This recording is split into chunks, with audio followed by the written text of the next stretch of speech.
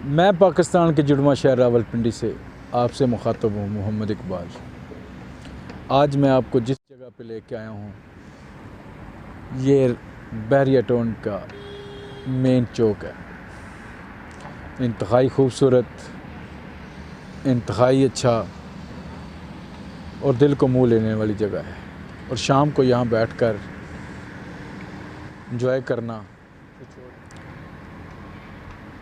آج کی بات کے حوالے سے بات کروں تو مجھے شاہین یاد آ جاتا ہے۔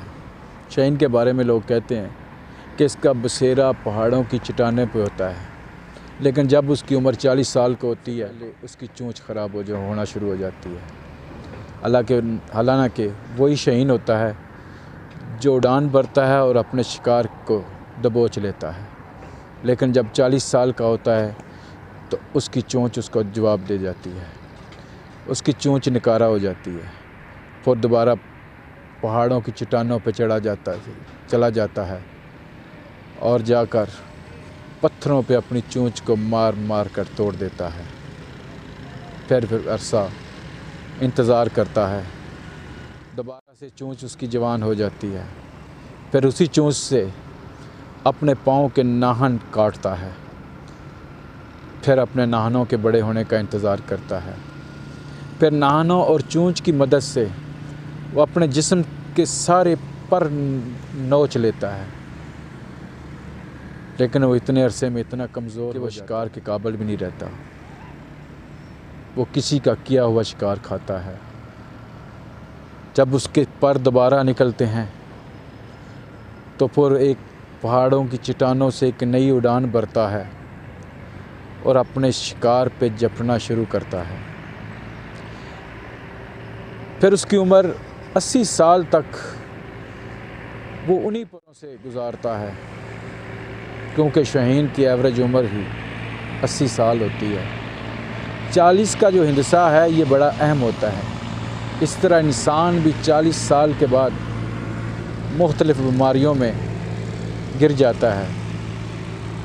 اللہ تعالیٰ اس کو بھی الارم دیتا ہے کہ اب بھی سنبھلنے کا وقت ہے، سنبھل۔ انسان پھر دوائیوں کے سہاروں پہ یا دوسروں کے سہاروں پہ چلتا ہے۔ اس نے اپنی لائف کو دوبارہ مینٹین کرنا ہوتا ہے۔ پھر وہ اپنی زندگی کو بچانے کے لیے کبھی ہاسپٹل کا سہارا لیتا ہے، کبھی میڈیسن پہ چلتا ہے، کبھی پارکوں میں واک کے لیے چلا جاتا ہے، لیکن 40 سال تک اس کو یہ چیزیں یاد نہیں ہوتی۔ جنہوں نے یہ شروع سے یاد کی ہوتی ہیں، جو شروع سے ہی اپنی زندگی کو مینٹین کر کے چلتے ہیں، وہ لمبی زندگی بھی پاتے ہیں اور صحت مند بھی رہتے ہیں۔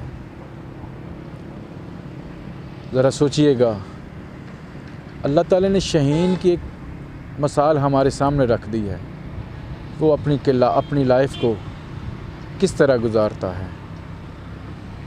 انسان کو بھی سوچنا چاہیے اور اپنی لائف کو گزارنا چاہیے پراپر مینٹین۔ انسان کو اپنی زندگی کے گول بنانے چاہیے۔ اس کو یہ کبھی نہیں سوچنا چاہیے کہ کون اس کو ملامت کر رہا ہے، کون کیا کہہ رہا ہے۔ اس کو یہ سوچنے کی چیز، اس کو اپنے گول اچیو کرنے ہیں، اور گول اس کے صرف لائف کو سیدھا گزارنے سے ہوتے ہیں، نہ کہ اپنی مرضی سے۔ اسی لیے میں کہتا ہوں کہ اپنی لائف کو صحیح کیجیے گا، اپنی لائف کو مینٹین کیجیے۔